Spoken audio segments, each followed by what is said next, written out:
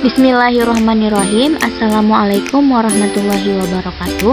Perkenalkan, nama saya Cindy Miranti. Saya berasal dari Fakultas Ilmu Tarbiyah dan Keguruan Universitas Islam Negeri Sumatera Utara. Nah, baiklah, di sini saya akan menjelaskan tentang sintesis protein. Apa itu sintesis protein? Sintesis protein merupakan reaksi yang menghubungkan fungsi DNA dengan penyusunan molekul tubuh, yaitu protein. Protein yang dibentuk melalui sintesis protein akan mengalami banyak modifikasi.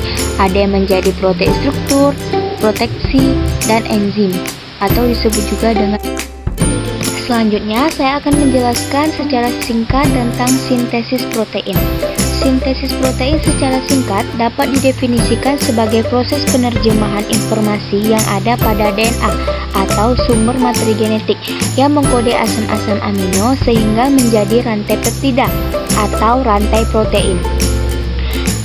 Akan tetapi, pengertian yang semacam ini bisa didapati berbeda, tergantung dari sumber yang digunakan sebagai acuan meskipun isinya sebenarnya sama saja.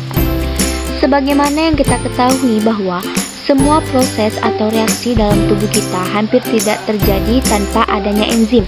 Hal itu menunjukkan betapa pentingnya enzim dalam tubuh kita dan proses dasar atau awal pembuatan enzim yang berasal dari proses sintesis protein. Nah, selanjutnya ada komponen-komponen yang berperan dalam proses sintesis protein. Komponen-komponen ini ada 4 macam. Yang pertama itu inti sel. Inti sel merupakan lokasi di mana sumber informasi genetik berada, yaitu DNA. Jadi, informasi yang akan diterjemahkan pada sintesis protein berasal dari inti sel. Yang kedua, RE kasar dan ribosom atau rRNA. RE kasar merupakan lokasi di mana ribosom melekat. Selain itu, RNA atau ribosomal RNA merupakan tempat terjadinya sintesis protein. Yang ketiga, tRNA atau RNA transfer. tRNA merupakan salah satu jenis RNA yang bertugas untuk mengikat asam amino dari sitoplasma dan menggabungkannya dengan asam amino lain pada tahapan sintesis protein. Dan yang terakhir itu ada RNA polimerase. RNA polimerase merupakan enzim yang berperan dalam proses perangkaian molekul RNA dan molekul DNA. Nah, selanjutnya ada tahapan sintesis protein. Tahapan sintesis protein ini dibagi menjadi 2 tahapan. Yang pertama, tahap transkripsi, dan yang kedua, tahap translasi. Nah, pertama itu ada tahap transkripsi. Apa itu tahap transkripsi? Transkripsi adalah proses penyalinan kode-kode genetik yang ada pada urutan DNA menjadi molekul RNA. Transkripsi adalah proses yang mewakili ekspresi sifat-sifat genetik yang nantinya akan muncul sebagai fenotip.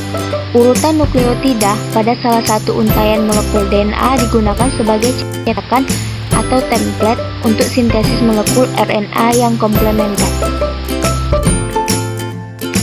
Molekul RNA yang disintesis dalam proses transkripsi pada garis besarnya dapat dibedakan menjadi 3 kelompok molekul RNA, yaitu yang pertama mRNA, yang kedua tRNA, dan yang ketiga rRNA.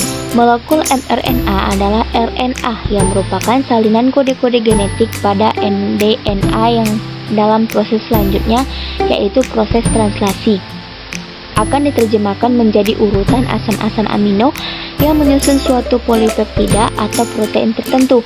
Molekul tRNA adalah RNA yang berperan membawa asam-asam amino spesifik yang akan digabungkan dalam proses sintesis protein atau translasi. Molekul rRNA dan RNA yang digunakan untuk menyusun ribosom, yaitu suatu partikel di dalam sel yang digunakan sebagai tempat sintesis protein. Molekul tRNA dan rRNA tidak pernah ditranslasi karena molekul yang digunakan adalah RNA-nya itu sendiri. Salah satu pita DNA tunggal mencetak mRNA, pita tersebut dinamakan pita sense, sedangkan pita yang tidak mencetak mRNA disebut pita antisense. mRNA yang telah dicetak kemudian keluar dari inti sel melalui pori-pori nukleus masuk ke dalam sitoplasma. Susunan 3 basa mRNA komplementer dengan susunan 3 buah pita sense DNA. Sintesis RNA ini selalu terjadi menurut arah 5 ke 3. Transkripsi akan berakhir jika RNA polimerase mentranskripsi urutan DNA terminator yang berfungsi sebagai sinyal terminasi. Dalam proses transkripsi, beberapa komponen utama yang terlibat adalah urutan DNA yang akan ditranskripsi, yang kedua enzim RNA polimerase, yang ketiga faktor-faktor transkripsi, dan yang terakhir prekursor untuk sintesis RNA. Urutan DNA yang ditranskripsi adalah gen yang diekspresikan secara garis besar. Gen dapat diberi batasan sebagai suatu urutan DNA yang mengkode urutan lengkap asam amino suatu polipeptida atau molekul RNA tertentu. Tahapan yang kedua itu ada tahapan translasi. Nah, apa itu tahapan translasi? Tahapan translasi merupakan pemindahan informasi genetik dari RNA dan membentuk protein yang sesuai pada proses ini. Terjadi penerjemahan informasi genetik yang berupa serangkaian kodon di sepanjang molekul mRNA oleh tRNA menjadi asam amino. Setiap molekul tRNA menghubungkan kodon tRNA tertentu dengan asam amino tertentu. tRNA akan terus datang membawa asam amino ke ribosom dan menyatukan asam aminonya sehingga terbentuk polipeptida yang makin panjang. Setiap molekul tRNA akan dilepaskan dari ribosom setelah memberikan asam aminonya. Peristiwa ini berlanjut hingga kodon atau bisa disebut dengan stop mencapai ribosom. Kodon berfungsi sebagai sinyal untuk menghentikan translasi. Selanjutnya, protein dan ribosom akan pisah dari mRNA. Perlu dipahami bahwa hanya molekul mRNA yang ditranslasi, sedangkan rRNA dan tRNA tidak ditranslasi. Molekul mRNA merupakan transkripsi atau salinan urutan DNA yang menyusun suatu gen dalam bentuk ORF. Molekul rRNA adalah salah satu molekul penyusun ribosom, yakni organel tempat berlangsungnya sintesis protein, sedangkan tRNA adalah pembawa asam-asam amino yang akan disambungkan menjadi rantai polipeptida. Suatu ORF dicirikan oleh yang pertama, kodon inisial translasi yaitu urutan ATG atau AUG. Yang kedua, serangkaian urutan nukleotida yang menyusun banyak kodon. Yang ketiga, kodon terminasi translasi yaitu TAA, TAG, atau TAG. Translasi berlangsung di dalam ribosom. Ribosom disusun oleh molekul-molekul RNA dan beberapa macam protein.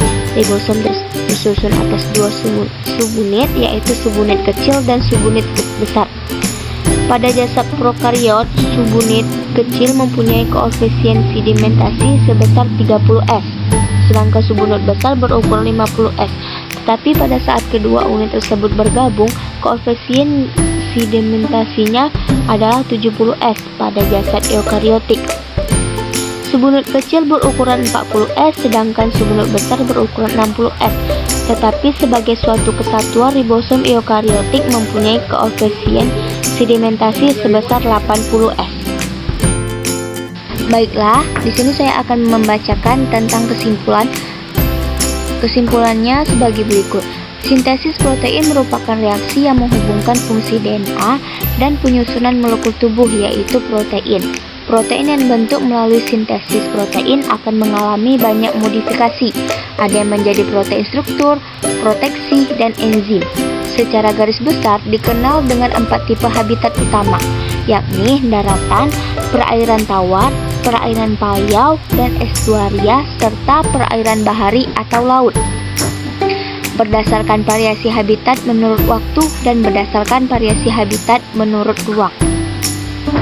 Sintesis protein terjadi di ribosom, yang mana bisa berada melekat pada retikulum endoplasma kasar ataupun berada bebas pada sitoplasma. Setelah selesai disintesis, protein pertama kali mengalami modifikasi pada organel badan Golgi. Proses pemindahan protein dari RE ke badan Golgi melalui suatu struktur gelembung atau sering dinamakan sebagai vesikula. Tahapan sintesis protein adalah replikasi, transkripsi. Dan transkripsi replikasi adalah proses pengadaan DNA yang terjadi sebelum sel membelah waktu mitosis. Transkripsi adalah pencetakan mRNA dan DNA dengan menggunakan enzim RNA polimerase. Kode pada mRNA akan terbaca oleh ribosom dengan dibantu oleh tRNA yang terdapat di dalam sitoplasma. Hasil dari proses sintesis protein adalah rantai primer protein atau yang disebut dengan rantai polipeptida yang masih belum fungsional. Untuk menjadi fungsional, protein harus dimodifikasi di badan Golgi sesuai kebutuhan sel.